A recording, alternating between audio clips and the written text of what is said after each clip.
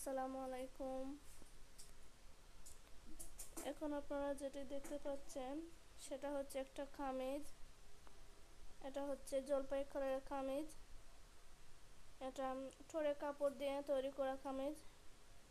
এই কামিজটি তৈরি করতে প্রায় 2 গজ পরিমাণের কাপড় লেগেছে। আপনারা দেখতে পাচ্ছেন কামিজটি অনেক বেশি সুন্দর। এই কামিজটি হচ্ছে ফুল হাতা।